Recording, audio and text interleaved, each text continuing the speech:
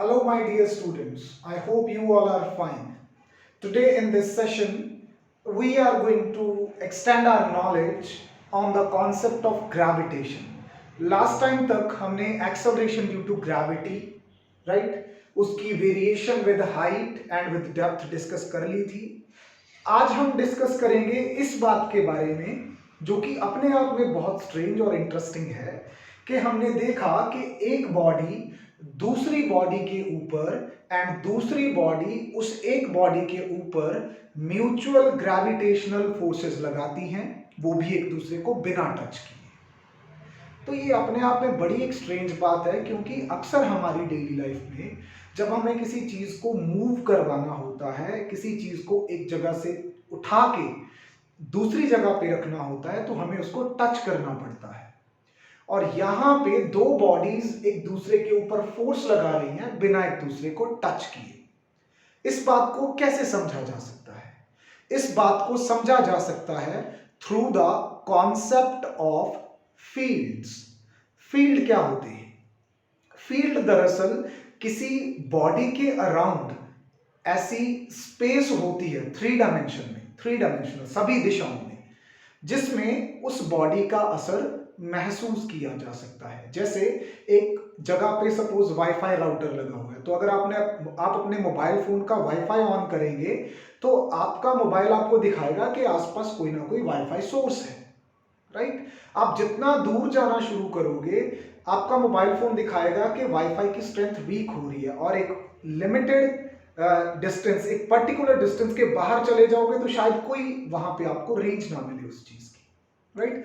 तो वो wifi router जितना एरिया कवर करता है उसको क्या बोलते हैं? रेंज बोलते हैं. उसी तरह से किसी भी बॉडी के अराउंड भी एक ऐसा दायरा, एक ऐसी स्पेस एग्जिस्ट करती है जहां पे उसका असर महसूस किया जा सकता है. इसको जरा यूं समझिए कि आपके पास कोई बॉडी है, वो बॉडी अपने आसपास की स्पेस को मॉडिफाई करती है. उस मॉडिफाइड स्पेस में जब कोई दूसरी बॉडी घुसेगी, तो कोई दूसरी बॉडी एंटर करेगी, तो उस दूसरी बॉडी के ऊपर ये वाली बॉडी क्या लगाएगी? फोर्स लगाएगी. और हम कहेंगे कि यहां पे दूसरी बॉडी ने पहली बॉडी के फील्ड में एंट्री मारी, तो उसके ऊपर क्या लगी? फोर्स लगी. So what is gravitational field? Gravitational field is the space around a given body in which its influence can be felt. ये given body के अराउंड स्पेस होती है जिसमें इसका असर महसूस किया जा सकता है. ओके, चलिए अब हर एक चीज का जो ग्रेविटेशनल फील्ड है वो डिफरेंट होगा, किसी का स्ट्रांग होगा, किसी का वीक होगा. इवन जैसे जैसे मैंने बताया कि आप वाईफाई राउटर से दूर जाते हैं तो स्ट्रेंथ कम होती जाती है, उसी तरह जब आप उस बॉडी से दूर जाते हैं तो फील्ड क्या मिलता है? वीक. अगर उस बॉडी के क्लोजर आना शुरू करते हैं तो फील्ड क्या मिलता है? स्ट्रांग. तो किसी पर्टिकुलर जगह पे कितना फील्ड है, मतलब कितना फील्ड का मतलब यहां पे ये है कि किसी पर्टिकुलर जगह पे फील्ड की कितनी स्ट्रेंथ है, उसको देखने के लिए हम यहां पे एक टर्म डिफाइन करते हैं, ग्रेविटेशनल फील्ड इंटेंसिटी. इंटेंसिटी शब्द का मतलब समझते हैं? इंटेंसिटी शब्द का मतलब होता है स्ट्रेंथ. ज्यादा इंटेंसिटी मतलब ज्यादा स्ट्रेंथ, ठीक है? तो ग्रेविटेशनल फील्ड इंटेंसिटी को हम कैसे डिफाइन करते हैं? सपोज करो हमारे पास ये एक बॉडी है, राइट? इसका मास कैपिटल एम है, राइट? अब इस बॉडी से कुछ डिस्टेंस पे, अच्छा, ये बॉडी अपने अराउंड क्या करेगी? ग्रेविटेशनल फील्ड बना लेगी. ये कहां तक फैलेगा? इंफिनिटी तक, क्योंकि हमने पढ़ा है कि ग्रेविटेशनल फोर्सेस कहां तक काम करती हैं? Up to infinity. इंफिनिटी पे जाके या इंफिनिटी के बाद कोई फोर्स नहीं लगती, ठीक है?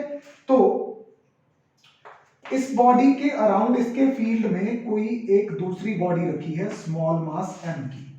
तो ये वाली बड़ी बॉडी उसके ऊपर अपनी तरफ क्या लगाएगी, ग्रेविटेशनल फोर्स लगाएगी, तो ये भी उतनी ही फोर्स, क्योंकि म्यूचुअली फोर्सेस है, जितनी छोटी बॉडी बड़ी बॉडी के ऊपर लगा रही है उतनी बड़ी बॉडी छोटी बॉडी के ऊपर लगा रही है, राइट। पर एक्सेलरेशन तो इसमें पैदा होगी ना अल्टीमेटली। तो चलो इसकी डिस्कशन करते हैं, क्योंकि ये वाली बॉडी घुसी है किसके फील्ड में, इसके फील्ड में। तो ग्रेविटेशनल फील्ड इंटेंसिटी, जिसका सिंबल मैं यहाँ पे आई चूज करता हूं, वो कैसे डिफाइन करते हैं, that is defined as the force experienced by this body per unit mass. क्या लेते हैं, force experienced by a body per unit mass. अच्छा, अब हमें पता है कि अगर ये डिस्टेंस r है इन दोनों के बीच में, लेट्स से स्मॉल r है, तो ये कितनी फोर्स लगेगी, इट विल बी GMM। यहां सब्स्टिट्यूट ही कर देते हैं सीधा, this force is going to be GMM by r square. इस तरह से ये वाला हम कैंसिल हो जाएगा, तो ग्रेविटेशनल फील्ड इंटेंसिटी किसके बराबर बचेगी, GM बाय r स्क्वायर के। ओके, अगर ये अर्थ सरफेस पे ही पड़ा होता तो यहां से क्या हो जाता, स्पेशल केस करवा रहा हूं, अगर ये अर्थ सरफेस पे ही पड़ा होता तो स्मॉल r और कैपिटल R बराबर होते, फिर ग्रेविटेशनल फील्ड इंटेंसिटी हो जाती GM बाय r स्क्वायर। थोड़ा ध्यान दें तो याद आता है कि फोर्स बाय मास जो होती है वो according to Newton second law acceleration के भी बराबर होती है। तो इसका मतलब ग्रेविटेशनल फील्ड इंटेंसिटी जो है GM बाय r स्क्वायर, ये भी किसके बराबर आएगी, एक्सेलरेशन पे। और जो जमीन के ऊपर होती है उसको क्या बोलते हैं, एक्सेलरेशन ड्यू टू ग्रेविटी। तो न्यूमेरिकली हम ये कह सकते हैं कि gravitational field intensity of a body at a point is defined as the acceleration due to gravity with which the body moves kept at that point। दोबारा सुन लो, आराम से सुन लो।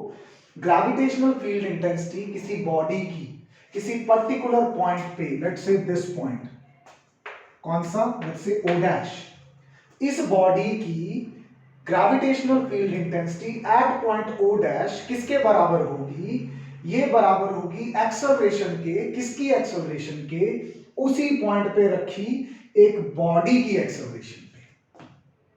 ठीक है, और हम यहां से देख सकते हैं कि ना तो ग्रेविटेशनल फील्ड इंटेंसिटी और प्रीवियस नॉलेज से पता है ना ही एक्सेलरेशन बॉडी के मास के ऊपर डिपेंड कर रही है, right. It is depending on the mass of this bigger body, okay, जो उसको अपने फील्ड में अट्रैक्ट कर रही है।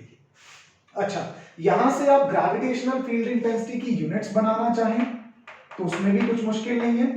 यूनिट्स क्या बनेगी, फोर्स की होती है न्यूटन और मास की होती है किलोग्राम। और अगर आप डायमेंशनल फॉर्मूला बनाना चाहें तो फोर्स का होता है mlt-2 और मास का होता है m, तो ये अल्टीमेटली बन जाएगा lt-2 which is also the dimensional formula of acceleration due to gravity। तो ग्रेविटेशनल फील्ड इंटेंसिटी के बारे में समझ आ गया आपको, राइट। उसके बाद the next thing that we need to discuss is gravitational potential energy. अब हम जानते हैं कि दो बॉडीज एक दूसरे के साथ बात करती हैं, इंटरेक्शन करती हैं, किसके थ्रू, ग्रेविटेशनल फील्ड के थ्रू। तो उस फील्ड में उन दोनों की पोजीशन अगर चेंज करेंगे, मतलब डिस्टेंस चेंज करेंगे, तो उनके बीच म्यूचुअल फोर्स ऑफ अट्रैक्शन का भी फर्क पड़ेगा, क्योंकि इनवर्सली प्रोपोर्शनल टू डिस्टेंस का स्क्वायर होती है। ओके, तो अगर उस डिस्टेंस का फर्क पड़ेगा तो बॉडी के ऊपर फोर्सेस का फर्क पड़ेगा। इसका मतलब बॉडीज को पास लाने में या दूर लेके जाने में कोई ना कोई फोर्स काम करेगी, क्योंकि फोर्सेस अट्रैक्टिव है। तो पास लाने में कौन सी फोर्स काम करेगी, ग्रेविटेशनल फोर्स। और दूर लेके जाने के लिए हमें लगानी होगी फोर्स, किसके बराबर, उसी ग्रेविटेशनल फोर्स के बराबर। ओके, बात समझ रहे हैं आप मेरी।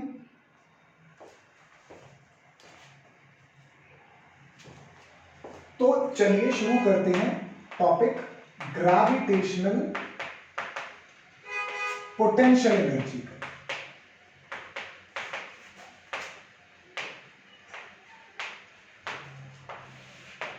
क्या होती है gravitational potential energy? It is defined as the amount of work done in moving a body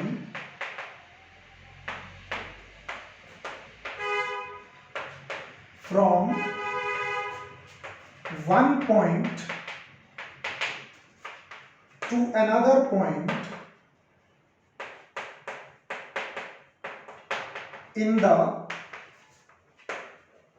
gravitational field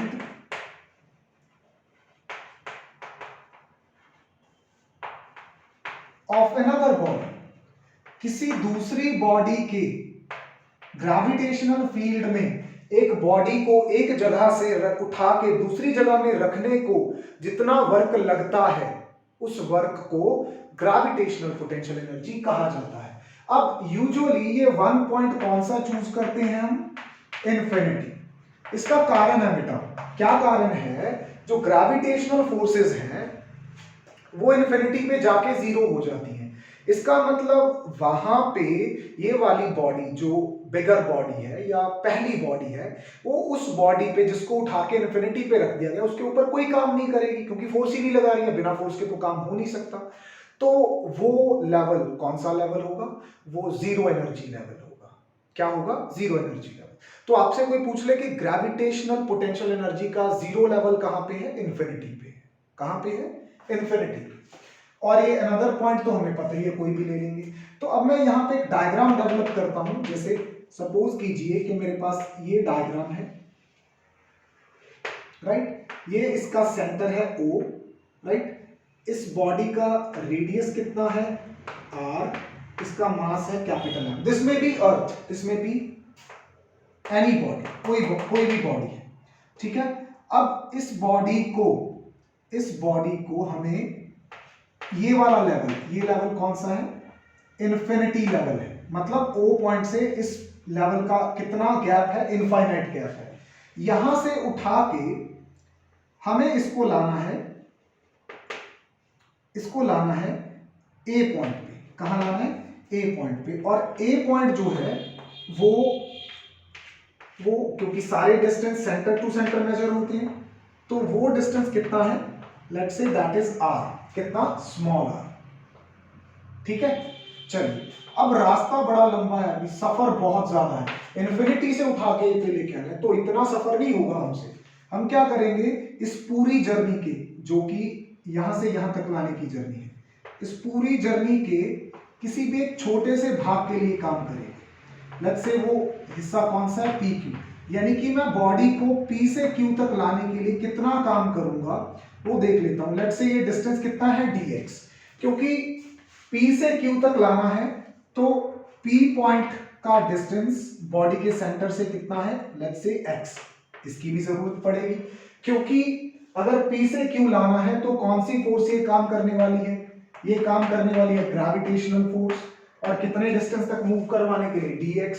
अब gravitational force at point P body के ऊपर, यहां पे एक बॉडी है, यहां पे अभी एक बॉडी है, किस मास की? It is of mass m। तो उसके ऊपर ग्रेविटेशनल फोर्स कितनी लगेगी? gmm by x square. क्योंकि जब वो P पॉइंट पे है तो उसका डिस्टेंस कितना है? x सेंटर से। साथ में क्या आ जाएगा? dx। तो इतना काम करना पड़ेगा ग्रेविटेशनल फोर्स को। अच्छा, टोटल वर्क डन देखना है, कहां से कहां तक का। अब देखो, ऐसे कई छोटे छोटे टुकड़े बना सकता हूं ना मैं PQ जैसे, छोटे छोटे टुकड़े बना के सबको ऐड कर दूंगा तो क्या आएगा? Total work done. अब क्या ये टुकड़ा कितना लंबा होगा ये फिक्स है? नहीं, ये तो आपका मन करेगा इतना लेना है या मेरा मन करेगा छोटा करना है, तो कितने भी टुकड़े बना लो और एक टुकड़े की कितनी भी लेंथ रख लो। तो अगर ऐसी सिचुएशन हो जहां पे नंबर ऑफ इंटरवल्स या number of you can say terms जिनको ऐड करना है वो फिक्स नहीं है, तो टोटल वर्क डन आप सिंपली ऐड करके नहीं निकाल सकते। वहां पे आप क्या करोगे? उन सभी टुकड़ों की इंटीग्रेशन कर दोगे। इंटीग्रेशन भी तो ऐड करना ही होता है। और कहां से कहां तक लाना था बॉडी को? आपको इन्फिनिटी से पॉइंट A तक लाना था। तो इनफाइनाइट लेवल का गैप कितना था? इनफाइनाइट A पॉइंट का गैप कितना था? R। तो बेसिकली आपको उसको इन्फिनिटी से उठा के स्मॉल r तक लेके आना था, ठीक है? इन्फिनिटी से स्मॉल r तक लाना था, तो वैल्यू पुट कर दी gmn by x square dx। g constant, m constant, m constant, ये बाहर आ जाएंगे। इंटीग्रेशन में नीचे x स्क्वायर है, ये ऊपर चला जाएगा तो पावर नेगेटिव हो जाएगी। अब ये किसके जैसी फॉर्म बन गई, ये बन गई form x raise to power n dx वाली, और ये किसके बराबर होता है x raise to power n+1 upon n+1। देखो मिलता जुलता है, और n की वैल्यू कितनी है -2। तो इसकी जब इंटीग्रेशन करके और लिमिट्स पुट करके सॉल्व करेंगे तो हमारे पास फाइनल आंसर आएगा -gmm/r। यही वर्क किसके रूप में स्टोर हो जाता है, यही वर्क पोटेंशियल एनर्जी के रूप में स्टोर हो जाता है। तो उसको डिनोट करते हैं हम किसके साथ, कैपिटल U के साथ, राइट। अगर इसी बॉडी को आपको on the surface of earth लाना होता, on the surface of earth लाना होता, तो आप स्मॉल r की बजाय कैपिटल R भर देते, क्योंकि तब आपका ये सारा डिस्टेंस होता, राइट। और ये वाला पॉइंट, जैसे ए पॉइंट कितनी दूर था, स्मॉल r डिस्टेंस पे दूर था, सरफेस कितनी दूर होती, रेडियस के जितना दूर होती। तो सिंपली ये आपका एक्सप्रेशन क्या बन जाता, -gmm/R।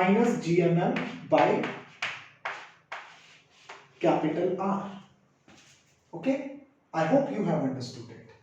तो यहां से ये भी पता चलता है कि कोई दो पॉइंट ले ले तो R1 और R2 आ जाएगा। R1 R2 आने का मतलब है कि जो पोटेंशियल एनर्जी है वो लोकेशंस पे डिपेंड कर रही है, पाथ पे डिपेंड नहीं कर रही। इसका मतलब जो ग्रेविटेशनल फोर्स है वो कौन सी फोर्स है, वो कंजर्वेटिव फोर्स है। कंजर्वेटिव फोर्स की डेफिनेशन लगा। अच्छा, अभी अगला टॉपिक और आज के लेक्चर का लास्ट टॉपिक जो मुझे डिस्कस करना है वो किस चीज के रिलेटेड है। बहुत अच्छी एक एग्जांपल है मेरे पास। मून के ऊपर रहना ह्यूमन बीइंग का इसलिए पॉसिबल नहीं है, one of the greatest reason is, one of the biggest reason is कि वहां पे एटमॉस्फेयर नहीं है। एटमॉस्फेयर नहीं होगा तो क्या होगा, एटमॉस्फेयर नहीं होगा तो सबसे पहली बात सांस नहीं ले पाएंगे, वहां पे बारिश नहीं होगी, एग्रीकल्चर नहीं होगा, वहां पे क्या कहते हैं प्लांट्स नहीं ग्रो कर सकते। तो एटमॉस्फेयर नहीं होगा तो कुछ भी नहीं होगा। तो क्वेश्चन आता है कि मून पे एटमॉस्फेयर क्यों नहीं है, उसका जवाब हम इस टॉपिक के एंड पे देंगे, ठीक है। तो टॉपिक डिस्कस करने जा रहा हूं मैं, एस्केप वेलोसिटी। क्या होती है एस्केप वेलोसिटी? देखिए बेटा, इस चौक को जब मैं ऊपर उछालता हूं या मैं इसको कोई फोर्स देता हूं तो ये कुछ हाइट तक जाता है और फिर वापस नीचे गिर जाता है। और ज्यादा फोर्स दूं तो और ऊपर जाएगा, फिर वापस नीचे आएगा। इसको कॉन्टिन्यूसली फोर्स देता जाऊं तो ये कॉन्टिन्यूसली ऊपर जाता जाएगा। मतलब इसको एक पर्टिकुलर वेलोसिटी चाहिए लगातार ऊपर जाते रहने के लिए। अगर ऐसे ही ये चलता गया तो एक टाइम ऐसा आएगा जब ये अर्थ के ग्रेविटेशनल फील्ड से क्या हो जाएगा, बाहर हो जाएगा। तो इस चौक को किस वेलोसिटी से प्रोजेक्ट किया जाए कि ये अर्थ के या किसी भी प्लैनेट के ग्रेविटेशनल फील्ड से बाहर हो जाए, उसको बोलते हैं escape velocity. Minimum upward velocity so that body escapes from the gravitational field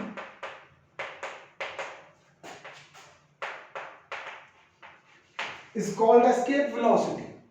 अब यही escape velocity किसी प्लैनेट के लिए फाइंड आउट करेंगे। वैसे सिलेबस में तो अर्थ के लिए है, लास्ट पे अर्थ की वैल्यूज पुट कर देंगे, क्या जाता है उसमें, ये अर्थ,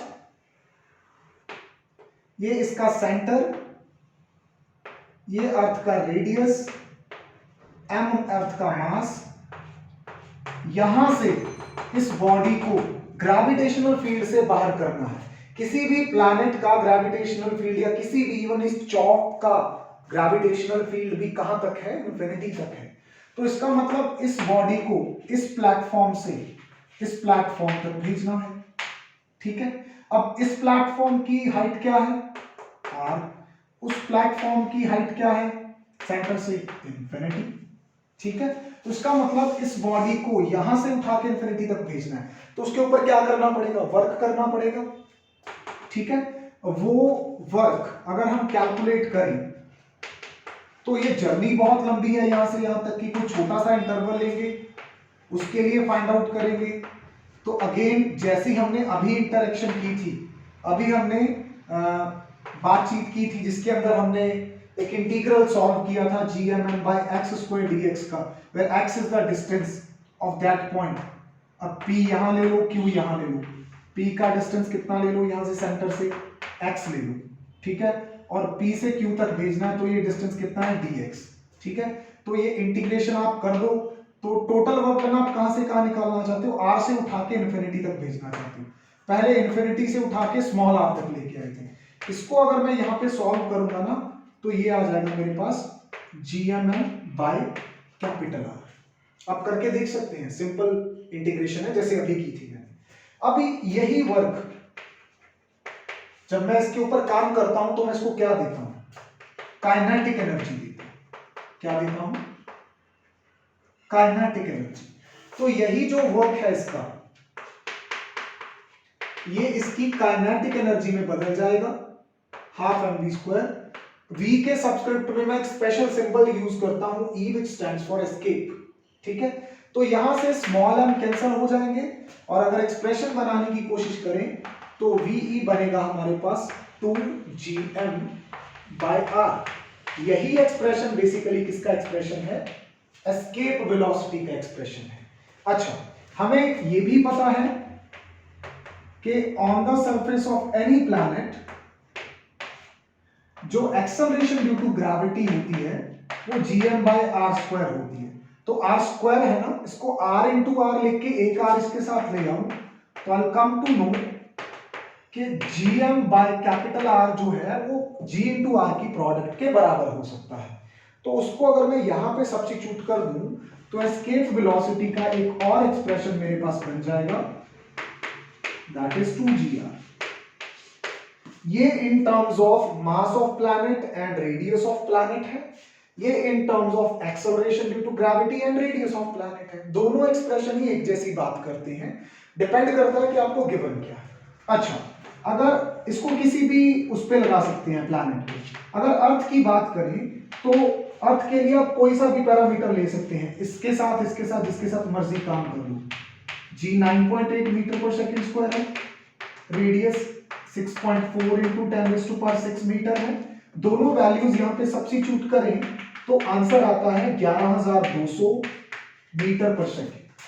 अगर मैं थोड़ा सा भी इसको हिम्मत करके गैस उसमें किलोमीटर में कन्वर्ट कर लूं तो ये आता है 11.2 किलोमीटर पर सेकंड। यानी कि अगर ये चौक को फेंकूं ऊपर और ये लगातार 11.2 किलोमीटर पर सेकंड की रफ्तार से ऊपर जाता रहे तो ये अर्थ के ग्रेविटेशनल फील्ड को क्या कर जाएगा, एस्केप कर जाएगा। रॉकेट किस तरह से एस्केप कर पाते हैं, उनकी जो वेलोसिटी होती है अपवर्ड वेलोसिटी, वो एस्केप वेलोसिटी के कम से कम बराबर होती है, इससे ज्यादा भी हो सकती है।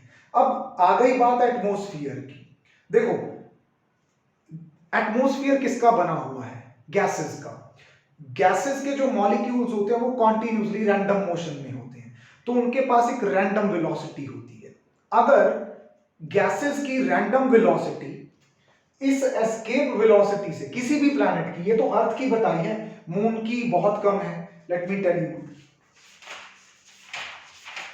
मून के लिए ये 2.3 है, जुपिटर की बात करूं तो 60 किलोमीटर पर सेकेंड है, ठीक है। मून के लिए कितनी बताई मैंने, 2.3 किलोमीटर पर सेकंड, यानी कि पर सेकंड उसको 2.3 किलोमीटर ऊपर जाना है। जुपिटर के लिए 60 किलोमीटर, ठीक है। तो इसका मतलब ये है कि अगर गैस की रैंडम वेलोसिटी एस्केप वेलोसिटी से ज्यादा हुई फिर तो वो निकल लेगी वहां से, अगर इससे कम हुई तो ग्रेविटी इसको होल्ड करके रखेगी। अब अर्थ पे क्या है, जो हल्की गैसेस है हाइड्रोजन जैसी, उनकी रैंडम वेलोसिटी थोड़ी ज्यादा है तो वो ऊपर जाके मिलती हैं। जो हैवी गैसेस हैं उनका मास ज्यादा है और उनकी रैंडम वेलोसिटी थोड़ी कम है तो वो नीचे नीचे मिलती है। अब मून के ऊपर ये जो लिमिट है एस्केप वेलोसिटी की वही 2.3 है, गैसेस की रैंडम वेलोसिटी इससे ज्यादा होती है तो वो क्या कर गई, वहां से एस्केप कर गई। जुपिटर जो प्लैनेट है उसके लिए एस्केप वेलोसिटी 60 है, तो हल्की से हल्की गैस की भी रैंडम वेलोसिटी 60 से कम होती है, तो हल्की से हल्की गैस भी वहां पे एस्केप नहीं कर पाएगी, right. I hope this topic was very interesting, आपको समझ में आ गया होगा। This is all for today, thank you.